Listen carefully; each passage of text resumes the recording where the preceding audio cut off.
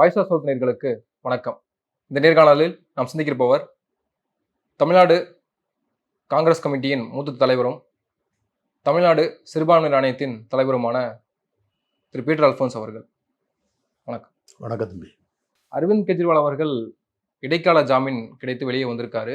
அவருக்கு கிடைத்திருக்கக்கூடிய ஜாமீனே இந்தியா கூட்டணியை பலப்படுத்தும்னு முதலமைச்சர் மு க ஸ்டாலின் சொல்றாரு. ஆனால் அது எந்த விதத்துல இந்தியா கூட்டணிக்கு பலம் சேர்க்கும்னு நினைக்கிறீங்க? இல்ல, அதாவது ஒரு முதலமைச்சர், ஆட்சியில் இருக்கிற முதலமைச்சர், அவரை இன்னும் ஒருபடி அதிகமாக அவர் ஒரு கட்சியினுடைய நிறுவனர் தலைவர். அந்த கட்சி 3 மாநிலங்களில் 4 மாநிலங்களில் தேர்தல் களத்தில் போட்டி போடுகிறது.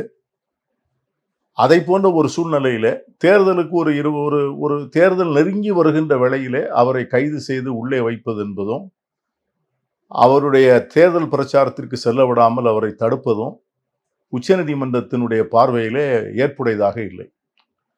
அந்த வகையில இன்னைக்கு பாஜக அரசு வேண்டுமென்றே தேர்தல் சமயத்திலே ஒரு மாநிலத்தினுடைய முதலமைச்சரை, ஒரு கட்சியினுடைய தலைவரை கைது செய்து சிறையில் அடைத்திருப்பது என்பது கண்டிக்கத்தக்க ஒன்று என்கிற அடிப்படையில் தான் அவரை வெளியே அனுமதித்தது மட்டுமின்றி தேர்தல் பிரச்சாரத்திற்கும் அனுமதித்திருக்கிறது.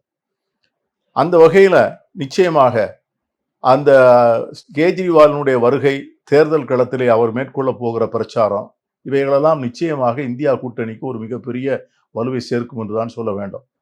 குஜராத் போன்ற மாநிலங்களிலே, பஞ்சாப் போன்ற மாநிலங்களிலே ஏற்கனவே ஆம் ஆத்மி கட்சிக்கு ஒரு கணிசமான வாக்கு வங்கி இருக்கிறது.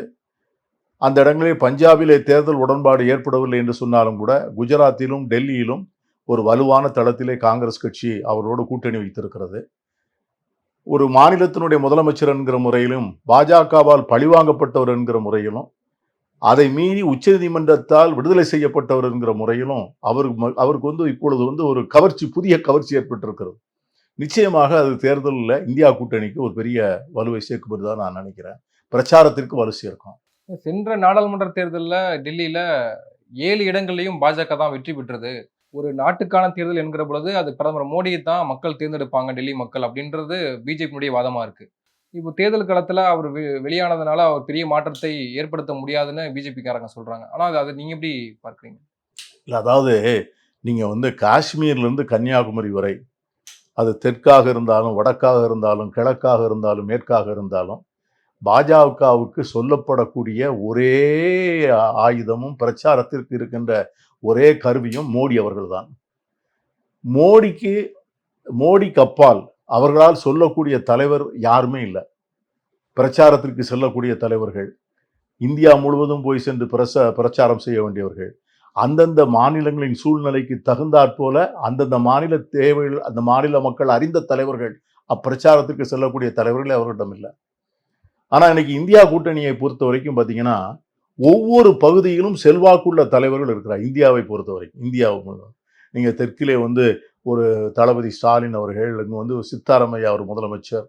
இந்த கேரளாவில் எடுத்துக்கிட்டீங்கன்னா கம்யூனிஸ்ட் கட்சியில் பினராயி விஜயனை போன்றவர்கள், சித்தாராம் யெச்சூரியை போன்றவர்கள், நீங்க ஒரு ரேவந்த் ரெட்டியை போன்ற தலைவர், இந்த மாதிரிலாம் ஒவ்வொரு மாநிலத்திலையும் ஒரு மமதா பானர்ஜி, ஒரு அகிலேஷ் யாதவ், ஒரு ஆர்ஜேடியில் இன்னைக்கு தேஜஸ்வி யாதவ், காஷ்மீரில் ஃபரூக் அப்துல்லா, இப்போ டெல்லியில் அரவிந்த் கெஜ்ரிவால்.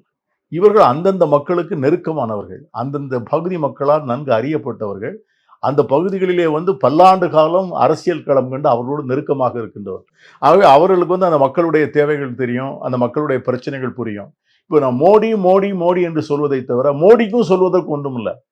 சரி, மோடியாவது இவ்வளவு இடத்துக்கும் போய் ஒரு புதிய கருத்துக்களை சொல்லுகிறார், தான் செய்த சாதனைகளை சொல்லுகிறார், அடுத்த 5 ஆண்டில் தான் என்ன செய்ய இருக்கிறேன் என்பதை சொல்லுகிறார். அது மக்களை ஈர்க்கிறது என்கிறது கூட அவருக்கு அப்படி இல்லை.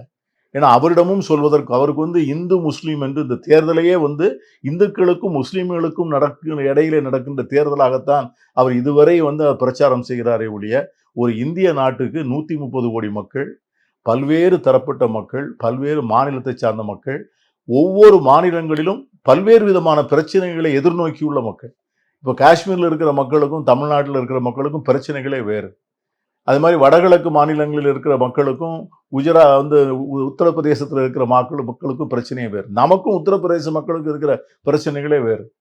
ஆகவே இப்படிப்பட்ட பரந்துபட்ட சூழ்நிலையில மோடியால ஒரு சொல்யூஷனை கொடுக்க முடியல அவரால். இந்த 10 ஆண்டுகளில் அவர் எக்ஸ்போஸ் ஆயிட்டார். அவர் சொன்ன அத்தனை தேசியம், பிறகு இந்து முஸ்லீம், இந்துத்துவா இதெல்லாம் சொல்லி சொல்லி சொல்லி மக்கள் வேலையாகாது, இவர் வெறும் வாய்ச்சொல் வீரர் அப்படின்னு முடிவு பண்ணிட்டாங்க. அந்த சூழ்நிலையில இன்றைக்கு தேர்தல் களம் இந்தியா கூட்டணிக்கு நல்லா பறந்து விரிந்து இருக்கிறது. பல்வேறு மாநில தலைவர்கள் பல்வேறு மாநில பிரச்சனைகளை எழுப்பி அதற்கு தீர்வுகளை கொண்டு வருகிறார்கள். இது எல்லாவற்றுக்கும் முற்றுப்புள்ளி வைத்ததை போல காங்கிரஸ் கட்சியினுடைய தேர்தல் அறிக்கை. அந்த தேர்தல் அறிக்கை சமூகத்தினுடைய அனைத்து தரப்பு மக்களையும் சென்று அடைந்திருக்கிறது. இப்போ கடைசியா ராகுல் காந்தி சொன்னார் பாருங்க, நான் 30 லட்சம் வேலை வாய்ப்புகள் இருக்கிறது. இந்த 30 லட்சம் வேலை வாய்ப்புகளை நான் ஆகஸ்ட் மாதமே நாங்கள் அதற்கான வேலை வாய்ப்பை பதிவை தொடங்கி விடுவோம், ரெக்ரூட்மெண்ட் ஆரம்பிச்சிடுவோம்னு சொன்னார் இல்லையா? இதெல்லாம் இளைஞர்கள் மத்தியிலே ஒரு பெரிய தாக்கத்தை ஏற்படுத்தி இருக்கிறது. ஆகவே நம்ம அக்னிவீர்னு சொல்றாங்க, அக்னிவீர் வீரர்கள்னு சொல்றாங்க. அதை ரொம்ப அழகா சொல்றாரு. அதாவது மோடி 74 வயதுல எனக்கு இன்னொரு வாய்ப்பு கொடுங்கன்னு கேட்கிறார். 74 வயது மோடி எனக்கு இன்னொரு வாய்ப்பு கொடுங்கன்னு கேட்கிறாரு. ஆனா அந்த அக்னிவீர்ல இருக்கிற இளைஞனை நீங்க 25 வயசுல நீங்க அவனை ரிட்டையர் பண்ணி அனுப்புறீங்க. அதுக்கு பிறகு அவன் என்ன செய்வான்? 74 வயது மோடிக்கே இன்னும் வேலை செய்யணும்னு ஆசை இருக்கின்ற போது, இன்னும் பதவியில் உட்கார்ந்துருக்கணும், அதிகாரத்தில் உட்கார்ந்துருக்கணும் அப்படின்ற ஆசை இருக்கும்போது 25 வயது வாலிபரை 30 வயது வாலிபரை நீங்க ரிட்டையர்மெண்ட் பண்ணி வீட்டுக்கு அனுப்பிச்சிங்கன்னா இந்த நாட்டில் எந்த விதமான பார்வை மக்கள் ஏற்றுக்கொள்வார்கள். ஆகவே இதெல்லாம் மோடிக்கு எதிராக ஒரு பெரிய களத்தை விரித்திருக்கிறது, பயன் தரும் நினைக்கிறேன். கெஜ்ரிவால் கைது பாஜகவுக்கு ஒரு பின்னடைவா அமைந்திருக்கா அப்படின்ற ஒரு கேள்வி இருக்கு. ஏன்னா இன்னும் 40 தொகுதிகள் அப்படின்றது அவர் பிரச்சாரம் செய்ய போற இடங்களா இருக்கு. பஞ்சாப்ல, ஹரியானா, டெல்லி ஒட்டுமொத்தமா சேர்க்கிற பொழுது 40 தொகுதிகள் வந்துருது. அப்போ இந்த 40 தொகுதிகளும் எப்படி பிஜேபி களமாட போறாங்க அப்படின்ற ஒரு கேள்வி இருக்கு. அது நீங்க எப்படி பார்க்குறீங்க? இல்ல, போன தடவை பார்த்தீங்கன்னா குஜராத்லயே எடுத்துக்கங்க. போன தடவை பார்த்தீங்கன்னா காங்கிரஸும் ஆம் ஆத்மி கட்சியும் தனித்தனியா போட்டி போட்டது. அப்போ அவர்களுக்கு அங்கே வெற்றி பெறக்கூடிய வாய்ப்பு பாஜகவுக்கு முழுமையாக வெற்றி அடைந்தார். இந்த வருஷம் போன தடவை நீங்க அந்த போட்ட வாக்குகளை, அந்த வாக்குகள் அடிப்படையில் நீங்க கணக்கு போட்டு பார்த்தீங்கன்னா அரித்மெட்டிக் காங்கிரஸுக்கும் ஆம் ஆத்மி கட்சிக்கும் ஒரு பெரிய சாதகமான தீர்ப்பா இருக்கு. ரெண்டாவது, போன முறை அங்க சில பெரிய சமூகங்கள் இன்னைக்கு பாஜகவை கடுமையாக எதிர்க்கிறார். இன்னைக்கு ராஜ்பூட்ஸை போன்ற சமூகங்கள் அவர்கள் குஜராத்தில் ஒரு 6-7 விழுக்காடு தான் இருந்தாலும் கூட அவர்கள் பல்வேறு மாநிலங்களில் செல்வாக்குள்ள சமூகமாக இருக்கிறார்கள். ஆகவே இதை போன்ற சமூக பிரச்சனைகளும் ஆம் ஆத்மி கட்சியும் காங்கிரஸும் ஒன்றிணைவதும், அதுல கேஜ்ரிவால் சிறைக்கு சென்று விட்டு உச்சநீதிமன்றத்தால் விடுவிக்கப்பட்டு வந்தார் என்கிற அந்த ஒரு தகுதியும் நிச்சயமாக அந்த குஜராத் போன்ற மாநிலங்கள்ல காங்கிரஸ் ஆம் ஆத்மி கூட்டணிக்கு ஒரு வலுவான இடங்களை பெற்றுத்தரும் என்று நான் எதிர்பார்க்கிறேன். இல்ல இதுல ஈடியினுடைய வாதத்தை நீங்க எப்படி பார்க்கணும்? அதாவது அவர் அதிகம் மாம்பழம் சாப்பிட்றாரு, அதனால அவர் வேணுமென்றே டயபெட்டிஸை அதிகமா ஏத்திக்கிட்டு இந்த மாதிரி பிரச்சனை பண்றாரு, நாடகம் ஆடுறாருன்ற வாதம் முன்வைக்கப்படுது இல்லையா? ஒரு அரசியல் கட்சி தலைவர் மீது இப்படியான வாதம் முன்வைக்கப்படுறது நீங்க எப்படி பார்க்கணும்? அதாவது நம்முடைய அரசினுடைய நிறுவனங்கள், புலனாய்வு நிறுவனங்கள் ஒரு மிகுந்த மரியாதைக்குரிய நிறுவனங்களாக இருந்தன. இப்போ நம்முடைய சிபிஐயாக இருந்தாலும் சரி, நம்முடைய ரா என்று சொல்லக்கூடிய நம்முடைய ரிசர்ச் அண்ட் அனாலிசிஸ் விங்காக இருந்தாலும் சரி, இன்னைக்கு ஐபி என்று சொல்லக்கூடிய இன்டெலிஜென்ஸ் பியூரோவாக இருந்தாலும் சரி, வருவாய் புலனாய்வுத்துறைன்னு சொல்லக்கூடிய என்ஃபோர்ஸ்மெண்ட் டைரக்டராக இருந்தாலும் சரி, இவங்கெல்லாம் ஒரு காலத்தில் தரோ ப்ரொஃபஷனல்ஸ். இவர்கள் செய்தால் சரியாகத்தான் இருக்கும். இவர்கள் விசாரணை இருந்தால் அந்த விசாரணைக்கு ஒரு குவாலிட்டி இருக்கும். இப்படிலாம் இருந்த நாட்கள் உண்டு. இன்னைக்கு அந்த எல்லா நிறுவனங்களுமே இன்று ஒரு மிகப்பெரிய சரிவை சந்திச்சிருக்கின்றன. இன்னைக்கு பார்த்தீங்கன்னா ராவை பற்றி என்ன சொல்றாங்க? வெளிநாடுகளிலே பல இடங்கள்ல தீவிரவாதிகள் இப்போ படுகொலை நடக்கிறது. அந்த கனடாவை போன்ற நாடுகள், அமெரிக்காவை போன்ற நாடுகள் என்ன சொல்கிறதுன்னா, இந்த கொலைகளை அரங்கேற்றியவர்களே இந்த ராவை சேர்ந்த அதிகாரிகள் தான் என்று சொல்லுது. இதை போன்ற பெயரை வாங்குவதோ அது உண்மையா பொய்யா என்பதை பற்றி கேள்விக்குள்ளே நான் வரல. ஆனா இந்தியாவை பற்றிய இப்படிப்பட்ட ஒரு விமர்சனமும், இந்தியாவினுடைய ஒரு உச்சகட்டமாக இருக்கின்ற ஒரு அமைப்பு, ஒரு புலனாய்வு அமைப்பு, அதை பற்றிய இப்படிப்பட்ட பெயர் வருவதும் நம்ம நாட்டுக்கு நல்லதல்ல. அதே மாதிரி தான் நீங்கள் சொன்ன என்ஃபோர்ஸ்மெண்ட் டைரக்டரேட். என்ஃபோர்ஸ்மெண்ட் டைரக்டரேட் என்பது என்ஃபோர்ஸ்மெண்ட் அது எதற்காக ஏற்படுத்தப்பட்டது என்று சொன்னால், வெளிநாடுகளிலிருந்து கொண்டாடப்படுகின்ற கருப்பு பணம், கோடிக்கணக்கான கருப்பு பணம், போதை மருந்து கடத்தல் மூலம் வருகின்ற பணம், தீவிரவாதிகளுக்கு வருகின்ற பணம், இவைகளை பற்றிய விசாரிப்பதற்காகத்தான் இந்த என்ஃபோர்ஸ்மெண்ட் டைரக்டரேட்டே உருவாக்கப்பட்டது. வியாபாரிகளுக்குள்ள 2 பரிமாற்றம், அதில் ஒரு கணக்கில் ஒரு விடுபட்டு போச்சு, கணக்கில் இல்லாமல் சில பணத்தை உள்ளே கொண்டாந்தாங்கன்னா அதெல்லாம் இன்கம் டேக்ஸே பார்த்துக்குவாங்க. அதுக்கு வருவாய் புலனாய்வு தரதோட அவசியம் இல்லை. ஆனால் மோடி அவருடைய அரசு தான் என்ன பண்ணுச்சுன்னா, இவர்களையெல்லாம் தங்களுடைய தேர்தலுக்கு வலு சேர்க்கின்ற கருவிகளாக பயன்படுத்துது. அதான் தேர்தல் கூட்டணியே என்ஃபோர்ஸ்மெண்ட் டைரக்டரேட்டோடுன்னு சொல்லக்கூடிய அளவுக்கு ஒவ்வொரு தேர்தல் வருகின்ற போதும் அதில் நீங்கள் அவங்க எவ்வளவு தூரம் தரம் தாழ்ந்து நடந்து கொண்டாங்கன்னா, என்ஃபோர்ஸ்மெண்ட் டைரக்டரேட்டு இந்த எலக்ட்ரல் பாண்ட்ஸ் வசூல் பண்ண டைமும் அந்த என்ஃபோர்ஸ்மெண்ட் டைரக்டரேட் ரைட் பண்ண டைமையும் பார்த்தீங்கன்னா நீங்கள் ஒன்றாவே இருக்கும். எப்பொழுதெல்லாம் தேர்தல் வருகிறதோ, தேர்தல் அறிவிக்கப்பட்ட உடனே இந்த என்ஃபோர்ஸ்மெண்ட் டைரக்டரேட்டு போய் ரைட் பண்ணுவதும், ரைடு பண்ண ஆட்களை கொண்டாந்து உடனே பணம் கொடுக்க வைப்பதும், இது ஒரு ஒரு ஒரு ஒரு கல்லாக்கட்டுக்கிற கும்பல் போல இந்த என்ஃபோர்ஸ்மெண்ட் டைரக்டரேட் செயல்பட்டது என்பதும் உண்மை. இதில் இன்னும் உச்சகட்டமாக என்னன்னு கேட்டிங்கன்னா, ஒரே டைரக்டருக்கு, அந்த என்ஃபோர்ஸ்மெண்ட் டைரக்டருக்கு 3 தடவை 4 தடவை எக்ஸ்டென்ஷன் கொடுத்தாங்க. உச்சநீதிமன்றம் சொல்லிச்சு, என்ன அந்த டிபார்ட்மெண்ட்டுக்கு ஒரு ஆளே கிடையாதா? பல அதிகாரிகள் தங்களுடைய சீனியாரிட்டியில் அந்த இடத்துக்கு வர முடியாமலே ஓய்வு பெற்று விட்டார்கள். இதே போன்ற அமைப்புகளில் we are recruiting the best officers we have. Indian police சர்வீஸில் இருக்கக்கூடிய மிகச்சிறந்த அதிகாரிகளைத்தான் இதை போன்ற இடங்கள்ல அவங்களுக்கெல்லாம் வாழ்க்கையில் ஒரு சந்தர்ப்பம் அதில் டைரக்டராக உட்காரணும். அந்த சீனியாரிட்டி கரெக்டாக வந்ததுன்னா அது எல்லாருமே தகுதி உள்ள அதிகாரிகள்.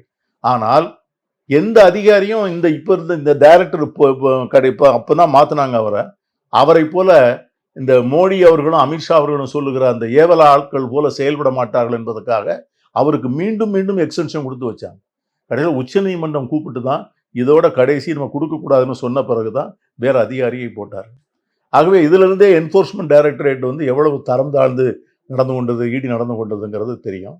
ஒவ்வொரு மாநிலத்திலையும் குறிப்பாக மாநில கட்சிகளுக்கு தேவையான அவர்களுக்கு அந்த கட்சிகளை அடக்கி ஒடுக்கணும்னு சொன்னால் என்ஃபோர்ஸ்மெண்ட் டைரக்டரேட்டை வச்சு தான் மோடியும் அமித்ஷாவும் ஆப்ரேட் பண்ணாங்க.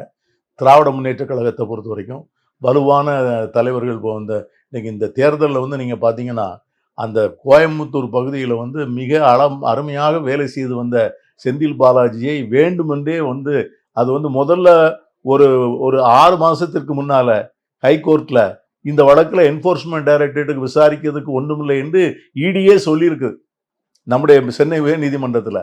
அதற்கு பிறகு அந்த வழக்கை இடி எடுத்து அதில் செந்தில் பாலாஜியை கைது செய்து இந்த தேர்தலுக்கு முன்னால் அண்ணாமலையை போன்றவர்கள் அங்கே தேர்தலுக்கு நிற்கக்கூடிய சூழ்நிலையில் செந்தில் பாலாஜியை போன்றவர்கள் களத்தில் இருப்பது தங்களுக்கு மிகப்பெரிய இடைஞ்சலாக இருக்கும் என்று நினைத்து என்ஃபோர்ஸ்மெண்ட் டைரக்டரேட் மூலம் நிறைவேற்றப்பட்டது தான் இதை போன்ற கைதுகள்லாம். ஆகவே என்ஃபோர்ஸ்மெண்ட் டைரக்டரேட்டை பற்றி நமக்கு நாட்டில் மக்களுக்கும் தெரியும், பத்திரிகையாளர்களுக்கும் தெரியும். இந்த சர்வதேச அளவிலே விமர்சிக்கப்படுகிற ஒரு அமைப்பாக என்ஃபோர்ஸ்மெண்ட் டைரக்டரேட் மாறி இருக்கு. இப்போ இந்த தேர்தல் காலத்துல ஏற்கனவே குஜராத்ல எலெக்ஷன் முடிஞ்சிருச்சு.